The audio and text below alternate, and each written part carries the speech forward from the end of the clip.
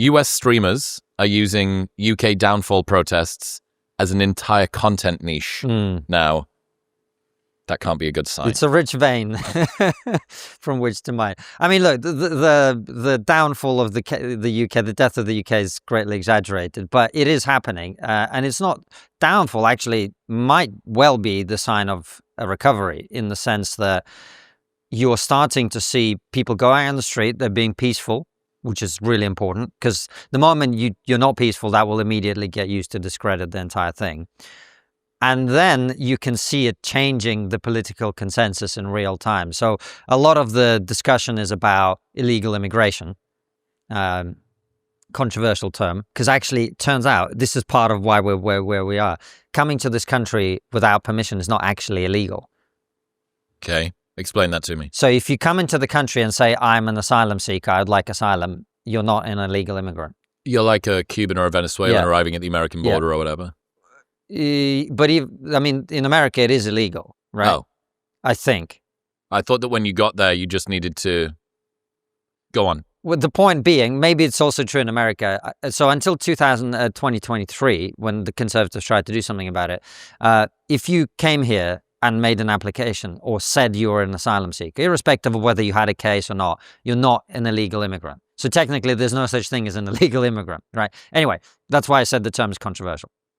But anyway, the point being that part of the reason that's able to happen is something called the European Convention on Human Rights, which Britain actually helped to create immediately after World War II.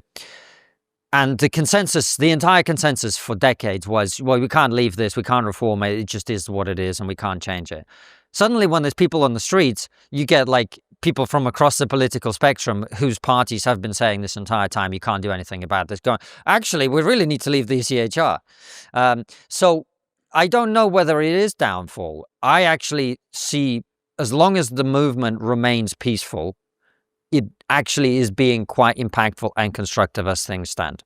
Right, because downfall would suggest that this is the beginning of the end as opposed to the beginning of something better. Yeah, and none of us can predict the future, obviously, but if this pressure carries on, and as I say, if it can't be dismissed as a handful of violent thugs, which I don't believe it is, then what you will end up is actually having real impact on the political situation, and that's great. Yeah, I would certainly say the people in America and some of them in the UK that are covering it being more outlandish, being more inflammatory in the way that this is being covered is definitely, I don't know, it seems to me like the UK might be at boiling point. I'm not here. I'm not on the ground. I don't know what's going on.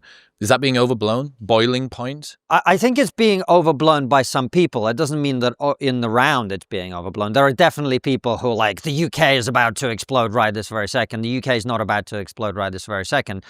But if those pressure valves are not allowed to vent the pressure and achieve actual change, then you know this, I've been saying this for some time, like we're not on a good path, generally speaking.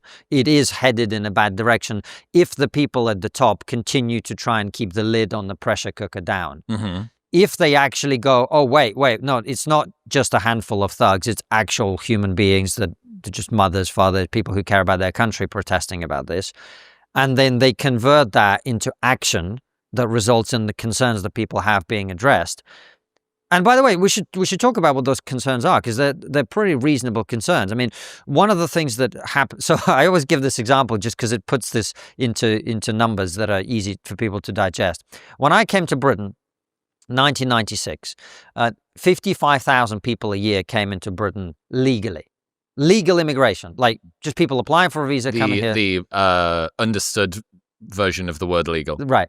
Yes. If you apply for a visa, you get permission, you come Formal process, you come through a port of entry, they go, welcome in, right? That was 55,000 people a year.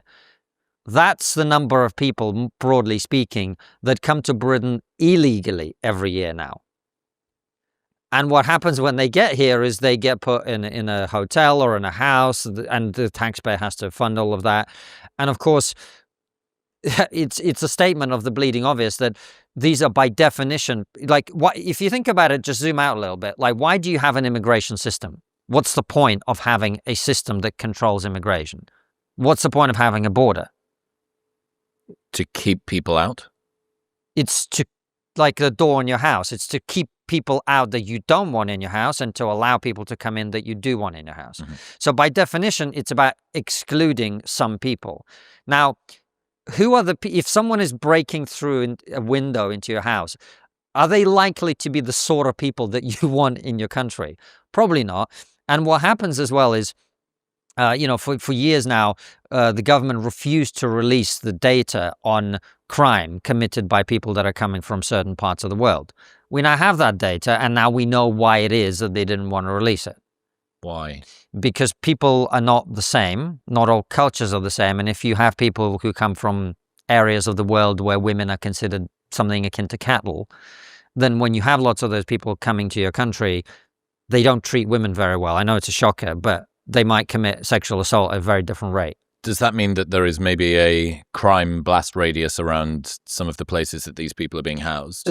I don't know that I have the data to say that exactly, but what we do know is that there are very high-profile cases of people who have been put in one of these hotels or multiple occupancy buildings, etc., who have sexually assaulted 12-year-old girls, people, etc. So what you have is just ordinary people now going, I don't want this next to my house because my daughter's got to walk to school tomorrow.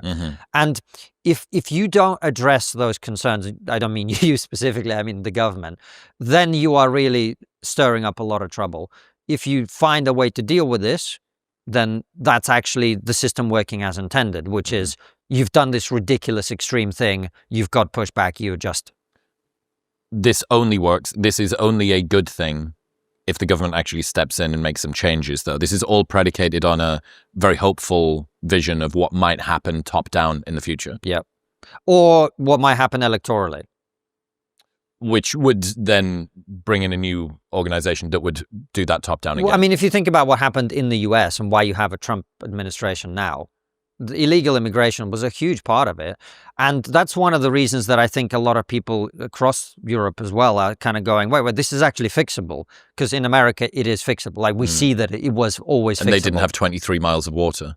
Yeah, exactly. And they have a giant border that's quite difficult to police and so on. Is there a different sense to the way that people see immigrants coming to the UK than Mexicans going to the US? The difference between asylum seeker, war-torn country, on a boat, there's this sort of vision of deprivation, of poverty, of need. It's almost like a charity that needs to be given to these people, whereas you don't have quite the same disparity between Mexico and the US, or at least supposed disparity between quality of life in Mexico and in the US. So I don't know, it seems less philanthropic to give that stuff away. Does that make sense? I know what you mean. I mean, I always say, and it's important to make this point, right? It's like, I understand why people are coming across the channel, in search of a better life. Like, I wouldn't want to stay in France either.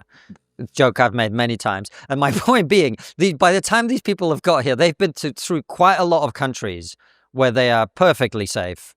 If they are, in fact, genuine asylum seekers, as opposed to just economic migrants. And again, don't blame people for wanting a better life in the same way that I don't blame people for wanting a bigger house.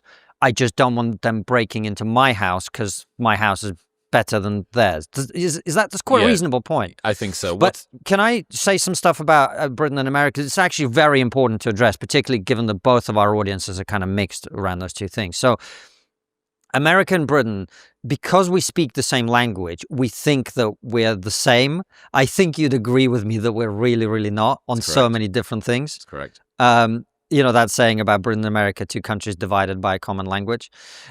So America, and this is something that actually very few people really understand, particularly those who haven't been to America. America is an incredibly pro-immigration country. It's probably, in my experience, the most pro-immigration country that I've ever been to in the world. I would agree. Right? However, Americans don't like illegal immigration, particularly when it gets to the levels that it had got to for a period of time.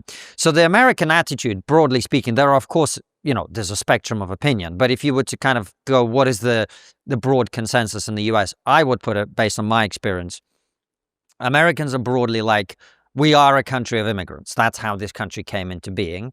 And as long as you want to come here and buy into the American dream, respect the flag, respect the constitution, respect the way of doing things, contribute, set up your own business, do whatever, then that's great. And I know that I'm sure you've experienced this. Like, I remember there was a point, like, people were saying to us, "Oh, you guys should move to America," and we were kind of thinking about it. And anyone that I ever mentioned the possibility of that who was American, they were like, "We'd love to have you," and they didn't mean me or Francis. They just meant people like you, people who are going to come here with their own thing and contribute. Right? Britain is not a nation of immigrants. It has never been a nation of immigrants. I wrote a whole article, and there's a video on our channel if people want to watch it, basically breaking down immigration to this country. And until basically the 2000s, the number of people coming to Britain and the number of foreign-born people in Britain was negligible. It was 1%, 2%, 3% total of the population. And then what you had under the Blair government was so much immigration in a short period of time, around a decade, that in that decade more people came than had come in the entire history of this country in like 1,000 years. I didn't know that. Okay. More people came under the Blair government that had come since the Battle of Hastings in 1066, right? Now, if you think about what that represents, like, people go, well, the people who are concerned about levels of immigration, they are extreme. And you go, well, no. You did this extreme thing. You brought more people in 10 years than you had in 1,000 years. And then you were surprised that has been noticed. That's been noticed, and that not everybody's happy about it. And of course, what that was followed by is 10, 13, 14 years of a conservative government that was even worse. And look, like when we had a large wave of Polish people come in the 2000s, it was disruptive to people's wages, particularly in the kind of the sparkies, the builders, etc. But broadly speaking, it was not disruptive to the cultural fabric of this country, because they had a similar religion, similar values, etc. When you have people come from very disparate cultures, that becomes much more difficult to digest. And when the numbers are such, it's just impossible to assimilate people that quickly. So where you are now is, as I said when we started this bit, we now have same numbers of illegal immigrants coming as we did legal immigrants within my lifetime. That's crazy. And so when people are pushing back against that, they've got legitimate concerns that have to be addressed. And if they're not, you will see a political revolution inevitably. And I hope it's a political revolution, because if you keep storing these frustrations up, it could spill out into worse things, which none of us want. I've heard you say the most important thing is to not allow immigration to become a moral issue. Yeah. Why? Because it's a practical issue. It's a practical issue. Of course, we would want to provide refuge to people who are genuinely fleeing persecution, but that has to be on the terms that the people of this country have voted for, because we live in a democracy, right? So in the same way that you decide who comes into your house, you might well say, there's someone fleeing persecution by the Chinese Communist Party in Hong Kong, or there's someone fleeing war in Ukraine, or there's someone fleeing war in Sudan, or whatever. And you go, I'll actually, house a family in my home while they get on their feet, right?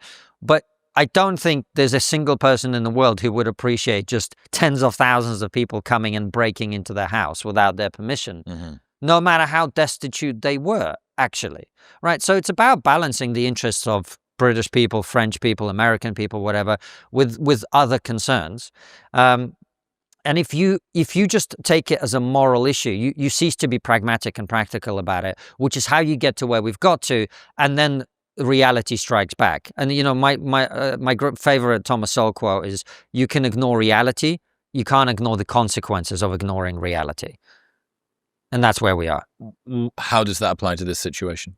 Well, the reality is you cannot have these levels of immigration without creating very serious problems. So you can have your head in the sand about it and go, anyone who cares about this is a racist, blah, blah, blah. But eventually the consequences start to bear fruit. And then you end up in a position where you get protests just by ordinary people outside of every migrant hotel in the country. Beyond the obvious, why are people not staying in France? Why are they coming to the UK? I'm interested in the difference between asylum seeker and economic migrant. Well, the difference, an asylum seeker is someone who's, look, I'm not a lawyer, but basically the broad picture is someone who is fleeing persecution. They're going to get killed. They're going to get tortured, etc. They're going to, because they are, of the wrong religion in their country, or they're gay, or they're fearing political persecution, whatever. An economic migrant is someone who isn't being persecuted, but that lives in what some controversial people might describe as a shithole country, right? And they don't want to live in a shithole country, and I don't blame them. Mm-hmm. I don't blame them. But that does not mean that they get to circumvent the rules that we've instituted for our country. Mm-hmm. Right. And until you get the perfect communist utopia globalized across the world where every country is the same, those pressures will be there. And the main thing that's actually happened in the last 100 years, and the reason that mass immigration has become the issue that it has, isn't actually anything to do with the rules that we have about it, or global inequality, or the poverty of the global south, or any of this other bullshit. It's technology. Travel has become much easier. It's much easier, it's much safer, it's much more comfortable to travel across the world. So these mass waves of people seeking a better life, like if you think about the way that the modern world around the globe has been created, waves of immigration from Europe into Australia, into New Zealand, into South America, into North America. Those were very, very dangerous. Many, many people died on the journey. Many people died when they got there. It's not the case anymore. You can get there much quicker, much cheaper, much safer. And so you get these massive pressures. You have to update the way that you do things. Otherwise, the whole system becomes overwhelmed. And people are going to be very angry about it.